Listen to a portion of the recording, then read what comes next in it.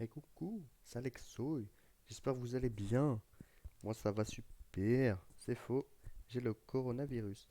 Bon, bref, ceci étant dit, aujourd'hui, on n'est pas là pour parler de ça. On va parler de la mise à jour, ou plutôt du patch note, qui est sorti du coup à 4 heures du matin, si je dis pas de bêtises, et du coup qui va traiter du prochain portail qui arrive du coup demain.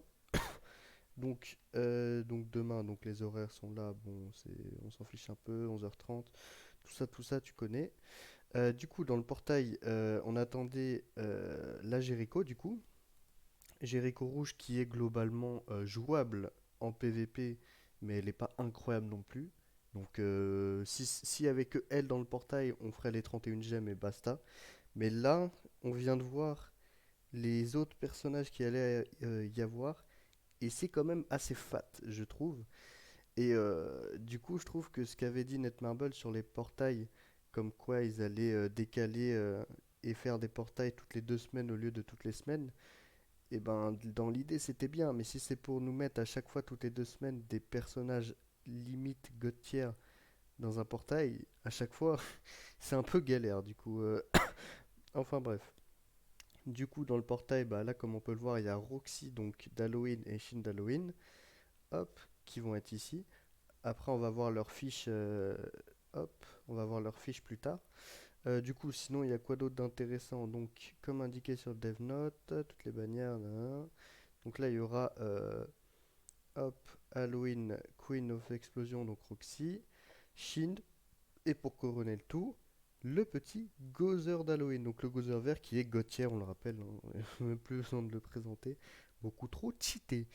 Capable d'atterrir dans l'événement Step Up Draw. Donc sur le portail, on pourra avoir Jericho à l'étape 10, à chaque 10e étape, ok, d'accord. Roxy accumulé 100 points de fidélité. Donc si je dis pas de bêtises, 100 points de fidélité c'est 10 multi. Si je dis pas de bêtises. Donc moi j'avoue que j'hésite et je pense que je vais les faire parce que bon bah Roxy verte c'est quand même assez strong. Je vais vous expliquer pourquoi après, je vais vous montrer sa fiche. Et Shin après 200 points, bon. À part si vous avez vraiment la blinde de gemmes, je vous conseille pas d'aller jusqu'à 200 non plus. Mais Roxy est très intéressante. Vous pouvez avoir gratuitement Fat King. Pourquoi Disaster? Ah, c'est Disaster Fat King, ils l'ont appelé, d'accord. Pourquoi pas, comme récompense claire durant l'événement Giant Hawk. Donc le Giant Hawk, on l'avait eu sur la Jap du coup. Et grosso modo, je trouve ça très fun. C'est un sac à PV énorme avec plusieurs millions de PV. Mais vous aurez en gros des buffs d'attaque plus vous attendez, etc. etc. Donc plutôt cool. Événement Giant Hawk, ok. Héros de chance et de réussite. Ok, bon, ça c'est pas très intéressant. Augmentation, le salvage. Ok, bon. Ça c'est classique au classique, hein, les augmentations. Euh, Événement de croissance, donc ça c'est cool pour récupérer des pendentifs s'il y a des pendentifs dedans. Nouveau pack, donc ça c'est pour le cache player. Bon, remise pack d'amélioration de costume, du coup ça c'est, si je dis pas de bêtises, du coup c'est avec les trois améliorations de costume. Je crois qu'il y en avait avec 30, 100 et tout, genre je sais plus combien c'est, mais... Euh, pack de mise à niveau d'équipement à prix réduit, ok. Et pierre d'éveil, bon ok.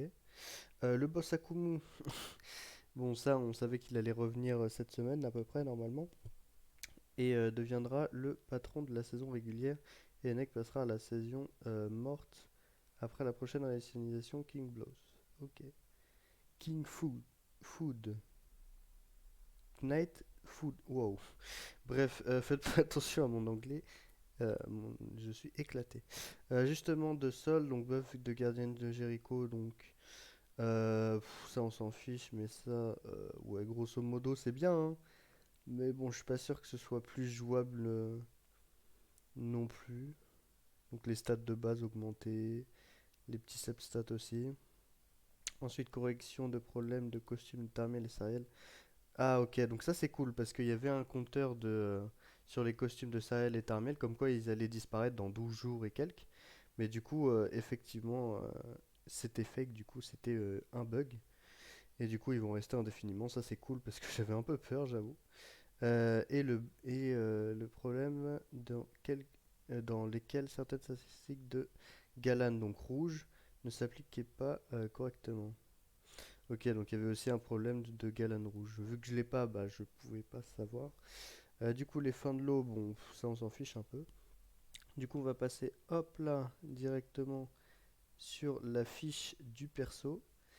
Du coup, Roxy. Donc, personnage le plus intéressant qu'il y aura sur ce portail à part Gozer Vert, mais du coup, comme nouveau perso, surtout dû à son passif qui est complètement pété, il est complètement fumé. C'est augmente les stats liées à l'attaque, donc toutes les stats d'attaque, donc dégâts critiques, chance critique, tout ça, de 15% par héros de sa race, donc race humaine, sur le terrain. Ce qui est complètement fumé. Elle démarre juste la game avec un buff de 45% si vous jouez que des humains de stats offensives. Je sais pas si vous voyez ce que c'est, genre, c'est plus qu'un buff Elbram, genre, c'est complètement fumé, genre, c'est hallucinant. Et c'est pour ça que je pense que je vais invoquer dessus. Un peu dommage pour The One, mais bon, il faudra chatter quoi. Du coup, après ses attaques, c'est mono-cible, voilà, là c'est charge, donc ignore la défense, c'est cool, mais grosso modo, c'est son passif qui fait en sorte qu'elle tape super fort. Après, les postures, c'est bien contre certains persos, genre les archanges avec Tarmiel, Estarossa et tout, mais après, c'est pas super joué Estarossa non plus. Euh, et ça, ouais, bon, c'est un gros ulti. Et ouais, du coup, cette Roxy va être assez forte en PvP et excessivement forte en PvE. Après, les notes ici qu'il va y avoir marquées, bon, c'est tout à chacun. Encore une fois, je trouve que les tier list vaut mieux s'en faire une propre tier list plutôt que d'aller voir sur un site ou autre parce que des fois il y en a c'est un peu nul. Sinon globalement note globale S je suis d'accord. PVE j'aurais mis SS. Je sais pas s'il y a du SS sur ce site, mais globalement PVE elle est god tier et PVP elle est très bien. Elle est pas god tier en PVP mais elle est très très forte. Genre globalement en PVE c'est la team ultime, c'est avec Roxy verte, Arthur vert qui va sortir avec The One et The One du coup. Et les trois ensemble avec Despire sans sub, c'est n'importe quoi les dégâts que vous allez faire. C'est hallucinant. Vous allez mettre des dégâts complètement pétés. Alors on va aussi aller voir, hop, Chine aussi tant qu'à faire. Donc hop là, Chine. Donc le rouge. Donc si ce héros attaque un ennemi avec un malus, alors il fera les coups critiques garantis. Ok, donc ça, ce sera un coup critique garanti. Ils pourront utiliser uniquement les skills de rang 1. Ok, donc ça, c'est comme Gloxinia. Ok, donc ça, c'est très très fort comme AOE. Et là, dégâts de pointe à un ennemi. Bon, globalement, c'est une unité dégâts critiques. Je le trouve pas mauvais du tout. Je le trouve pas mauvais du tout. Mais là, par contre, je suis d'accord avec les notes, c'est A. Après, en PvE, je suis pas forcément d'accord du A. J'aurais peut-être mis un peu moins. Parce qu'en PvE, il va pas être incroyable, hein. Mais PvP, ouais.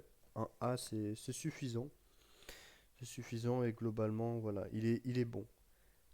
Contrairement par exemple, Jericho Rouge, je dirais qu'elle est à peu près genre jouable. Et lui, il est un peu au-dessus. Il est, on va dire, bien du coup. Du coup, après, il y a qui? Il y a Jericho. On va aller voir la petite Jericho rouge aussi. Hop, hop, hop. Jericho. Ah, j'ai mal écrit Jericho. Hop. Donc, Jericho. Le passif. Si ce héros fait un critique. Fait critique. Fait un critique. Ok, donc là, même la traduction, bon, elle est. Ils savent pas écrire.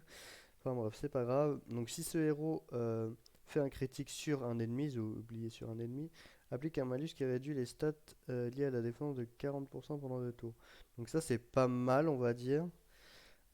Donc là, 200%, le gel pendant un tour. Si le gel est enlevé par un skill, attaque ultime ou après un fin du gel, alors infligera 20% de HP restant cible sous forme de dégâts supplémentaires.